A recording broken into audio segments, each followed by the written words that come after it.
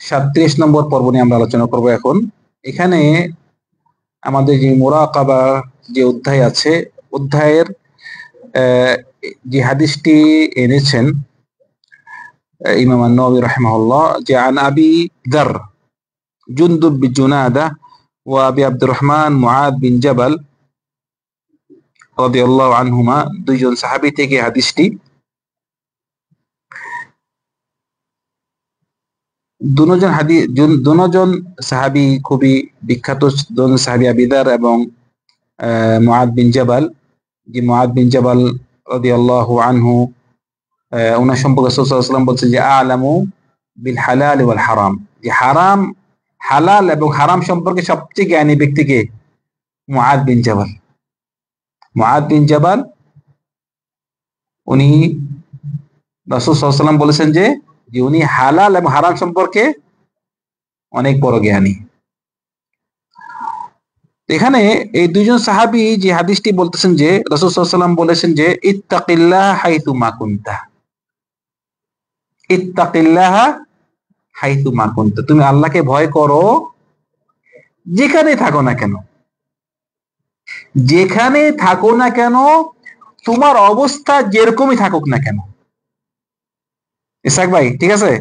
যেখানে থাকো না কেন, তুমি বাংলাদেশ থাকো, মক্কা থাকো, আমেরিকা থাকো, যেখানে থাকো না কেন, আল্লাহ তো দেখতেছে নাকি?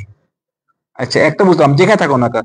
আর তোমার অবস্থা যেরকম থাকুক না কেন, তুমি অসুস্থ, সুস্থ, গরিব, ধনী, কোন বড় পদে আছো, কোন পদ ছাড়া, যেভাবে থাকো না কেন, কি করবা? আল্লাহকে ভয় করবে। আল্লাহকে ভয় করবে মানে মানে আল্লাহর বিধান মেনে চলবে, যা বলেছে তা শুনবে, যা নিষেধ করেছে তা কি বর্জন করবে। এটা হলো আল্লাহকে ভয় করা। আচ্ছা, যদিও আমরা আল্লাহকে ভয় করি, কিন্তু মাঝে মাঝে আমাদের তো আমরা মানুষ না, ভুল হতে পারে। যে ভুল হলে কি হতে হবে? বলছে হ্যাঁ, যদি কোনো সময় ভুল করে ফেলো, কোনো একটা পাপ করে ফেলো, কি করতে হবে ভাই? তওবা করতে হবে। বলতেছে ভালো কাজ করা শুরু করে দাও। ইন্নাল হাসানাত ইউযহিবনাস সাইয়্যাত, যে ভালো কাজ করবা, ভালো কাজটা খারাপ কাজকে কি মুছিয়ে দিবে। সেজন্য আমরা আল্লাহকে ভয় করব। এই কথা বলার মানে না দেখে অনেক ভাইরা দেখা যায় যে নিজের পরিবারের কাছে থাকলে ঠিক থাকে, বাইরে গেছে একটু ওদিকে দিয়ে চলে যায়। এর মনে রাখবে যে আল্লাহ তো আমাকে দেখতেছে, যে আল্লাহ আমেরিকাতে আছে, ওই এলাকা মক্কাতে, ওই আল্লাহ আল্লাহ বাংলাদেশে, সবখানে কি আছে। সেজন্য একজন আল্লাহর ওলিকে যখন একজন ভাই বলল যে আমাকে কিছু ওসিয়ত করেন, উনি কি বলেছে যে তুমি যদি আল্লাহর পাপ করতে চাও, এমন জায়গায় যাইও যে আল্লাহ তোমাকে দেখে না। বলছে এটা কিভাবে হয়? কোন জায়গা আছে আল্লাহ দেখে না? বলছে কিভাবে তুমি মানে মানে বলতেছে তুমি কিভাবে পাপ করবা এমন জায়গাতে যে আল্লাহ তোমাকে দেখতেছে? অথবা বলছে যদি তুমি এমন জায়গায় যাবা যেটা এমন জায়গায় যাবা যেখানে আল্লাহ জমিন না। বলছে এটা কিভাবে হয়? সব তো আল্লাহ জমিন, আল্লাহ জমিনে থাকবা, আল্লাহর পাপও করবা।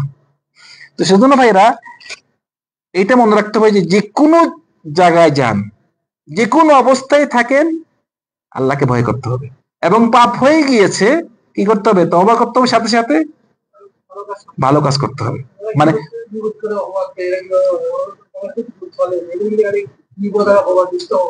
জি জি, আচ্ছা আমি বলতেছি, বল। মনে রাখবেন যে পাপ করাটা বড় ব্যাপার নয়। পাপ করাটা বড় ব্যাপার হলো যে পাপের মধ্যে থেকে যাওয়া, পাপের মধ্যে থেকে যাওয়া। সেজন্য আমরা যখন নাকি পাপ করি, তওবা করি, আবার পাপটা করে ফেলি, তখন শয়তান এসে ধোঁকা দেয় আর তওবা করিস না, একসাথে পরে তওবা করিও না, সাথে সাথে তওবা করবে। যত রকম পাপ হয়, আপনি গীবত বলতেছেন, গীবত হোক, অন্য পাপ হোক, যেগুলো পাপ করেছেন তওবা করতে হবে, আল্লাহর কাছে ক্ষমা চাইতে হবে, আমি আর পাপটা করবো না। কিন্তু যখন নাকি পাপটা অন্য ব্যক্তির সাথে সম্পর্ক হয়, চুরি করেন, কাউকে মেরেছেন। তা আমি আগেও এটার তওবা সম্পর্কে বলেছি যে তওবার শর্ত আছে, এগুলো নিয়ে বিস্তারিত আলোচনা করেছি। তো আমরা এখন আমাদের এই বিষয়ে নয়। তো বলতেছিলাম যে যে কেউ যদি পাপ করেই থাকে তাহলে কি করতে হবে? তওবা করতে হবে এবং ভালো কাজ করতে হবে। ভালো কাজ করলে খারাপ কাজটাকে মুছিয়ে দিবে। তারপরে যেই কথা বলতেছে ওয়াখালিকিন নাসা বিখুলুকিন হাসান, একটা হলো ইত্তাকিল্লাহ, আল্লাহকে ভয় করো, আর একটা হলো মানুষের সাথে ভালো ব্যবহার দাও। হ্যাঁ, ইসলাম ধর্ম শুধু আবাদত নয়, ইসলাম ধর্ম হলো একটা আবাদত, একটা কি মুআমালাত। মানুষের সাথে ভালো ব্যবহার দিতে হবে। কেউ যদি বলে না না আমি শুধু নামাজ পড়বো, মানুষের সাথে খারাপ ব্যবহার, না, হবে না। চুরি করে, ডাকাতি করে, ঘুষ খায়, সুদ খায়, যত খারাপ কাজ করে, কিন্তু নামাজও পড়ে। নামাজ পড়লে ঠিক আছে আছে, কিন্তু আপনার মানে বন্দার সাথে হক্কুল ইবাদ যেন আপনি ঠিক থাকে। মানুষের সাথে ভালো ব্যবহার দিতে হবে। আপনি মানুষের সাথে খারাপ ব্যবহার দিবেন, বাঁচতে পারবেন না। মানুষের সাথে ভালো ব্যবহার থাকা, মানুষের সাথে ভালো ব্যবহার দেওয়া ইসলামের কাজ। ইসলাম শুধু নামাজ রোজা এগুলো নয়, মুআমালাত, যেখানে ওয়াখালিকিন নাসা বিখুলুকিন হাসান। সেজন্য আমরা বুঝতে পারলাম ইসলাম ধর্ম একটা হলো ইবাদত, একটা কি মুআমালাত। সমাজে দেখা যায় কেউ কেউ খুব ব্যবহার ভালো কিন্তু নামাজ পড়ে না। লাভ আছে? লাভ নেই। মানুষের সাথে কি ভালো ব্যবহার, মানুষের উপকার করে, ওর খেদমত করে, ওর খেদমত করে, কিন্তু নামাজ পড়ে না। নিজের নিজের মালিকের সাথেই তার সম্পর্ক খারাপ, আমার সাথে ভালো সম্পর্ক থাকলে তার কি লাভ? এই লোকের মাঝে কোন ভালো বলতে কিছু নেই, যতই সেই ভালো ব্যবহার দেখ না কেন।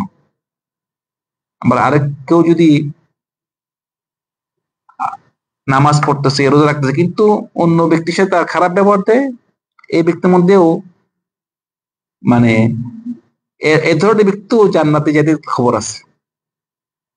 কারণ রাসূল সাল্লাল্লাহু আলাইহি সাল্লামকে এক ব্যক্তি আসি বলল যে ওই মহিলা, এক মহিলার কথা বলল, যে মহিলা নামাজ পড়ে, রোজা রাখে,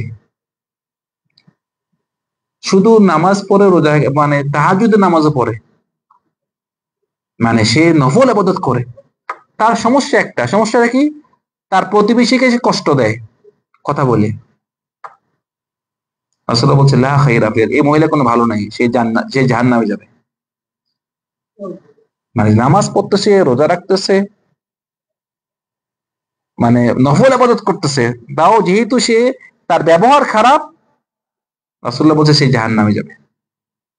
আরেক মহিলার কথা বলা হলো, সে নামাজ পড়ে, রোজা রাখে, মানে ফরজ গুলো করে, আর সামান্য কিছু সতরা করে, কিন্তু কাউকে কষ্ট দেয় না। আসলে কি বলছে? সে জান্নাতে। সেজন্য ভাইরা, মানুষের সাথে ভালো সম্পর্ক, ভালো ব্যবহার তো এটা কিন্তু অনেক বড় কাজ, এত সহজ কাজ না। এটাকে খুব আমাদের গুরুত্ব দিতে হবে। এই হাদিসটি ইমাম আত-তিরমিজি রিওয়ায়াত করেছেন। তারপরে যে হাদিসটি এনেছেন ইমাম আন-নাওয়ী রাহিমাহুল্লাহ, হাদিস ইবনে আব্বাস রাদিয়াল্লাহু আনহু। ইবনে আব্বাস রাসূল সাল্লাল্লাহু আলাইহি ওয়াসাল্লাম চাচাতো ভাই। ওনার তরজমা আমরা জানতে পেরেছি, অনেক বড় আলেম, মুফাসসির, সাহাবাদের মধ্যে উনি খুব বিখ্যাত একজন মুফাসসির ছিলেন। রাসূল সাল্লাল্লাহু আলাইহি ওয়াসাল্লাম ওনার জন্য দোয়া করেছেন, আল্লাহুম্মা ফাক্কিহহু ফিদ-দীন ওয়া আল্লিমহু তা'ওয়ীল। ওনার জন্য দোয়া, আল্লাহ ওনাকে যেন ফাকিহ, আল্লাহ ওনাকে ফাকিহ বানান এবং কোরআন বুঝার তৌফিক দান, কোরআন যেন উনি বুঝতে পারেন, কোরআন তাফসীর ওনাকে শিখিয়ে দেন। এই ইবনে আব্বাস উনি বলতেছেন যে কুনতু খালফান নবী সাল্লাল্লাহু আলাইহি ওয়াসাল্লাম ইয়াওমান, আমি একদিন রাসূল সাল্লাল্লাহু আলাইহি ওয়াসাল্লামের পিছনে ছিলাম। রাসূল সাল্লাল্লাহু আলাইহি ওয়াসাল্লামের পিছনে ছিলাম, পিছনে ছিলাম মানে এখানে মানে উঠে হয়তো বসেছেন, রাসূলুল্লাহর পিছনে ছিলেন। তো রাসূল সাল্লাল্লাহু আলাইহি ওয়াসাল্লাম এই যে বসে আছেন উনি ওনার পিছনে, এই সময়টি কাজে লাগিয়েছেন, বলতেছেন যে ইয়া গোলাম, হে কিশোর, সুন্দরভাবে ওনাকে ডাকলেন যে ইয়া গোলাম। ছোট্ট ইবনে আব্বাসের বয়স কম ছিল, রাসূল সাল্লাল্লাহু আলাইহি ওয়াসাল্লাম যখন নাকি ইন্তেকাল করেছেন, উনি তখন বালেগ হয়নি, বালেগ হওয়ার আগে রাসূলুল্লাহ ইন্তেকাল করেছেন এবং উনি ছোট ছিলেন। রাসূল সাল্লাল্লাহু আলাইহি সাল্লামের ঘরে উনি অনেক রাত কাটাতেন। রাসূল সাল্লাল্লাহু আলাইহি সাল্লাম উনার একদিকে চাচাতো ভাই, আরেকদিকে উনার কি ছিল, খালু ছিল, মাইমুনা রাদিয়াল্লাহু আনহা উনার খালা, রাসূল সাল্লাল্লাহু আলাইহি সাল্লাম বিবি। তো বলতেছেন, ইয়া গোলাম, হে কিশোর, ইন্নী উআল্লিমুকা কালিমাতিন, আমি তোমাকে কিছু কথা শিখিয়ে দেই। বলছে ইহফাজিল্লাহ ইহফাজক, তুমি আল্লাহকে হেফাজত করো, আল্লাহ তোমাকে হেফাজত করবে। তুমি আল্লাহকে রক্ষণাবেক্ষণ করো, আল্লাহ তোমাকে রক্ষণাবেক্ষণ করবে। এখন আমরা আল্লাহকে কিভাবে হেফাজত করবো ভাই? সেজন্য ছোট বাচ্চা, মনে রাখবেন, ছোট বাচ্চাকে পাত্তা দিবেন। আমাদের অনেক সময় দোষ হয়, আমরা ছোট বাচ্চাকে পাত্তা দেই না, ও কথা বলে কথা পাত্তা দেই না। না, ছোট বাচ্চাকে পাত্তা দেওয়াটা, রাসূল সাল্লাল্লাহু আলাইহি ওয়াসাল্লাম ছোট, সে তাও তাকে কি ইসলাম সম্পর্কে জানিয়ে দিচ্ছে।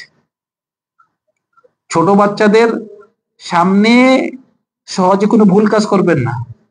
আপনার ভুল কাজ, আপনার কাজটাই তার দলিল। আপনি কোনোদিন তার সামনে মিথ্যা বলেন, সেক্ষেত্রে সে বুঝে আপনি মিথ্যা বলতেছেন। একটা দোষ করলেন, সেটা তার মানে খুব গায়ে লাগবে, আপনি দোষ করতেন। কারণ বাপ, বিশেষ করে পিতা, বড় ভাই, তারা ফলো করে। সেজন্য দেখবেন যে নাকি ধূমপান করে, যে ব্যক্তি ধূমপান করে, তার ছেলে ধূমপান করবে। আপনি ধূমপান বলে ছেলেকে বলবেন যে এই ধূমপান করিস না, ধূমপান করিস না, সে বলে তুমি কাকে বলো, তুমি নিজে করো ধূমপান। সেজন্য আমি বলি, যারা নাকি একান্ত ধূমপান করেন, কমপক্ষে লুকিয়ে করেন ভাই, আল্লাহকে দোয়া করেন। কিন্তু আপনি ছেলের সাথে ধূমপান করতেছেন, আপনার ছেলেকে কি তার বিয়ে দিবেন? তো ছোট বাচ্চাদেরকেও প্রতি আমরা নসিহতের ব্যাপারে ছোট বাচ্চাদেরকে নসিহত করব। এই ছোট বাচ্চাকে উনি কি বলতেছে, তুমি আল্লাহকে হেফাজত করো, আল্লাহ তোমাকে হেফাজত করবে। আল্লাহকে হেফাজত করা অর্থ হলো যে আল্লাহর দ্বীনকে হেফাজত করা, আল্লাহর হুকুম আহকাম মেনে চলা, আল্লাহ যা যা অর্ডার করেছে তা শোনা, যা নিষেধ করেছে তা কি বর্জন করা, এটাই আল্লাহকে হেফাজত করা। বলছে ইহফাজিল্লাহ, আল্লাহকে আপনি হেফাজত করবেন, আল্লাহ আপনাকে হেফাজত করবে।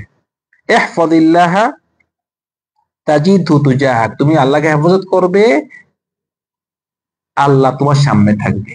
আর চিন্তা কি ভাই, আল্লাহ আপনার সামনে থাকবে, সামনে আছে, আল্লাহ আপনার সাথে আছে। যারা ইমানদার, আল্লাহর ওলি, অবশ্যই আল্লাহ তার সাথে, মানে আলা ইন্না আউলিয়া আল্লাহ লা খাউফুন আলাইহিম ওয়া লাহুম ইয়াহজানুন আল্লাযীনা আমানু ওয়া কানু ইয়াত্তাকুন। আল্লাহর ওলি, আল্লাহর ওলি কে? হ্যাঁ, যে নাকি মুমিন, আল্লাহর উপর ঈমান এনেছে এবং আল্লাহকে ভয় করে, সেই আল্লাহর ওলি। মানে অনেক বাকি যে প্রশ্ন করে, আপনি কি আল্লাহর ওলি? না, আমি আল্লাহর ওলি না। আশ্চর্য করবার, কেন আপনি আল্লাহর ওলি হবেন না? কেন আপনি আল্লাহকে ভয় করেন না? হ্যাঁ, ভয় করি। তো আপনি যদি আল্লাহকে ভয় করে থাকেন, আল্লাহর প্রতি ঈমান নাই থাকে, তাহলে আপনি আল্লাহর ওলি, আল্লাহই বলতেছে। সেজন্য নিজেদেরকে এত ছোট মনে করবেন না, আপনি আল্লাহর ওলি হইতে পারবেন। আল্লাহকে ভয় করুন। হ্যাঁ, আমরা এই কথা বলতেছি। সেজন্য আল্লাহর ওলি হতে হলে শর্ত দুইটা, আল্লাযীনা আমানু ওয়া কানু ইয়াত্তাকুন। আল্লাহ বলছে আলা ইন্না আউলিয়া আল্লাহ, কে আউলিয়া আল্লাহ? আল্লাযীনা আমানু ওয়া কানু ইয়াত্তাকুন, আল্লাহর উপর ঈমান আনা, আল্লাহকে ভয় করা, বাস আপনি আল্লাহর ওলি হইতে পারবেন। তো বলতেছে কেউ যদি আল্লাহকে ভয় করে, আল্লাহর কে হেফাজত করে, আল্লাহর কথা মেনে চলে, তখন আল্লাহ তার সামনে থাকবে। তারপর বলতেছে ইযা সাআলতা ফাসআলিল্লাহ, তুমি যদি চাও, কাকে চাবা? আল্লাহ থেকে চাবা। ওয়া ইযা ইসতাআনতা ফাসতাইন বিল্লাহ, এবং যদি তুমি সাহায্য চাও, কাকে সাহায্য চাবা? আল্লাহ সুবহানাহু ওয়া তাআলাকে সাহায্য চাবা। সেজন্য আমরা চাইতে হবে আল্লাহর কাছে, সাহায্য চাইতে হবে আল্লাহর কাছে। একান্ত বিপদে পড়েছেন, কারোর থেকে সাহায্য চাইলেন আপনি, সমস্যা নেই, কিন্তু মেন আমাদের আসল করে থাকতে হবে, সাহায্য কার কাছে চাবেন? আল্লাহর কাছে। সাহায্যটা আবার বলেছিলাম যে সাহায্যটা যদি গায়েবী সাহায্য হয়, তাহলে একমাত্র আল্লাহর কাছে চাইতে হবে। গায়েবী সাহায্য। আর যদি সরাসরি সাহায্য হয় তাহলে আপনি অন্য সাহায্য চাইতে পারে, কিন্তু মেন আমাদের আসল থাকবে যে আমরা আল্লাহর কাছে সাহায্য চাবো, আল্লাহ থেকে চাবো। আপনি এখন একটা জিনিস আলগাচ্ছেন, এসি আলগাচ্ছেন, আলগাতে পারতেছেন না, ভাই একটু ধরেন তো ভাই, সাহায্য চাচ্ছেন না, এটা তো সমস্যা আছে, সমস্যা নেই। কিন্তু আপনি জাহাজ ডুবে যাচ্ছে, আপনার প্লেন এরকম করতেছে, প্লেন পড়ে যেতে পারে, বলতেছে আব্দুল কাদের জিলানি বাঁচাও আমাকে, এটা গায়েবী সাহায্য, এটা চাইতে হবে আল্লাহর কাছে। সরাসরি সাহায্যটা যদি অন্য ব্যক্তি পারে তার তো সাহায্য চাইতে পারে, কিন্তু গায়েবী সাহায্য এটা আল্লাহ ছাড়া কাউকে চাইতে চাওয়া যাবে? এইটাই তো শিরক, এইটাই তো শিরক। এটা নিয়ে আমি বিস্তারিত আলোচনা করেছি আমাদের আকিদার যখন আকিদা পড়ে এসে, তখন মোটামুটি সাহায্যটা বলতেছে যে তুমি সাহায্য চাও, কার কাছে চাবে সাহায্য? আল্লাহ সুবহানাহু ওয়া তাআলা সাহায্য চাবে। বলতেছে ওয়ালাম আন্নাল উম্মাতা লাউ ইজতামাআত আলা আন ইয়ানফাউকা বিশাইইন লাম ইয়ানফাউকা ইল্লা বিশাইইন ক্বাদ কাতাবাহু আল্লাহু লাক। তুমি মনে রাখবে, যদি এই পৃথিবীর সবাই একসাথে হয়ে যায়, তোমাকে কোনো তোমাকে কোনো উপকার করতে, কেউ উপকার করতে পারবে না। যদি আল্লাহ যা লেখছে সত্যকে উপকার করবে, তোমার এর থেকে বেশি উপকার করতে পারবে না। এটা ঈমান, এটা হচ্ছে আমাদের ঈমান। সবাই, পৃথিবীর সবাই একসাথে হয়ে গেলে আপনাকে কোনো উপকার করতে যাচ্ছে, পারবে না। একমাত্র আল্লাহ যা লেখছে তাই হবে। ওয়াইন ইজতামাউ আলা আন ইয়াদুররুকা বিশাইইন লাম ইয়াদুররুক ইল্লা বিশাইইন ক্বাদ কাতাবাহু আল্লাহু আলাইক। যদি সবাই একসাথে হয় তোমাকে কোনো ক্ষতি করতে চায়, কোনো ক্ষতি করতে পারবে না। একমাত্র যা লিখেছে আল্লাহ তাই হবে, এটা ঈমান। সেজন্য আমাদের যারা নাকি ইমাম ইবনে তাইমিয়ার কথা বলেছে, ইমাম তাইমিয়া কি সুন্দর কথা বলছে, আমার শত্রুরা আমাকে কি করবে, আমার জান্নাত হলো আমার অন্তরে। আর শত্রুরা কি করতে পারবে আমাকে? বলছে হয় আমাকে আটকিয়ে রাখবে, জেলে রাখবে, জেলে তো আরো ভালো, আমি আল্লাহর ইবাদত করবো, অবসর কোনো কাজ নাই। হ্যাঁ, আজ আমার দেশ থেকে বের করে দেয়, তাহলে এটা ভ্রমণ সফর করবো, আমি সফর। বলছে হাফসি খালওয়া, এবং দেশ থেকে বের করে দিলে কি হবে, আমি সফর করব। আর যদি ওয়াকাতলি শাহ, যদি আমাকে মেরে ফেলে তো আমি শহীদ, তাহলে সমস্যা কি? আমার জান্নাত তো আমার অন্তরেই আছে নাকি? জান্নাতটা কি অন্তরে আছে। তো বলতেছে যে সবাই যদি একসাথে হয়ে যায় তোমাকে কোনো ক্ষতি করতে পারবে না, একমাত্র যা লেখা হয়েছে তাই হবে। বলতেছে রুফিয়াতিল আকলাম ওয়াজাফাতিস সুহুফ, এবং যা তাকদীরে যা লেখা হয়েছে ওই লেখা কলম কি উঠাই নেওয়া হয়েছে, এবং কালি শুকিয়ে গিয়েছে, কালি শুকিয়ে গিয়েছে। সেজন্য তোমাকে কোনো কিছু ক্ষতি করতে পারবে না, তোমার কেউ কোনো উপকার করতে পারবে না। এই হাদিসের বাকিটাই আরেকখানে, বাকি অংশটা আরেক রকম করে আছে, ইহফাজিল্লাহ তাজিদহু আমামাক, মানে তুমি আল্লাহকে হেফাজত করলে আল্লাহ তোমার সামনে থাকবে। আর একরকম করে রেওয়াত পাওয়া যায় যে তাআররাফ ইলাল্লাহি ফির রাখা ইয়ারিফকা ফি সিদ্দা, ভালো অবস্থায় আল্লাহকে চিনো, ভালো অবস্থায় আল্লাহর সাথে আল্লাহকে আল্লাহর ইবাদত করতে থাকো।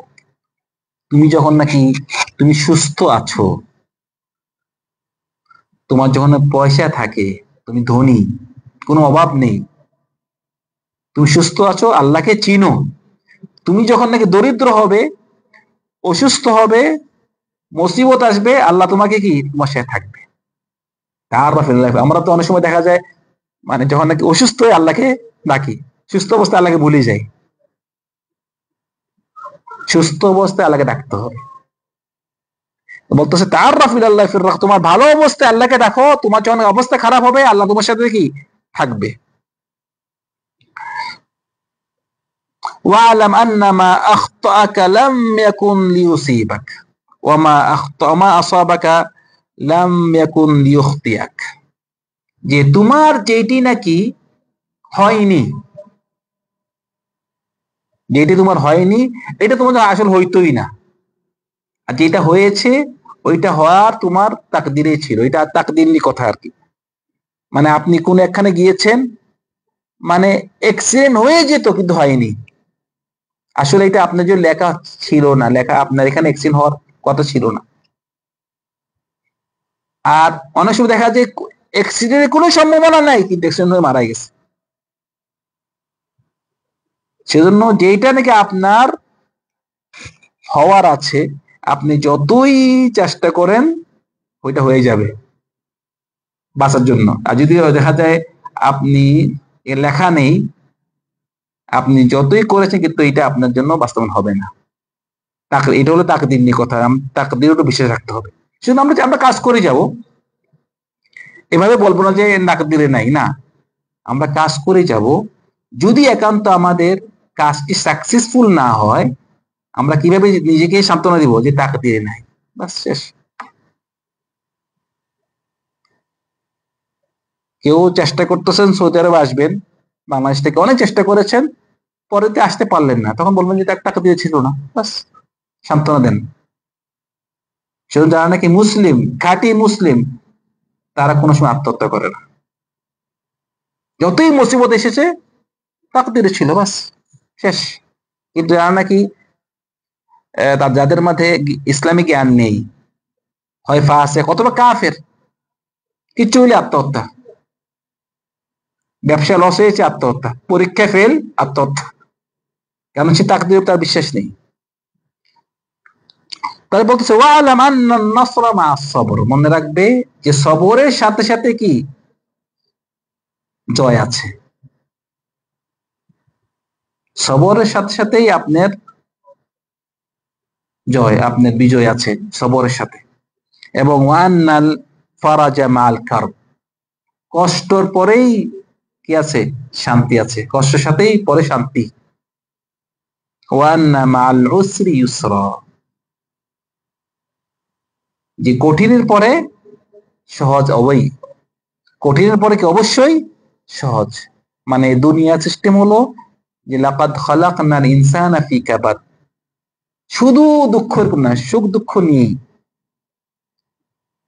দুঃখের পর অবশ্যই সুখ আছে, এবং সুখটাই বেশি, সুখটাই বেশি।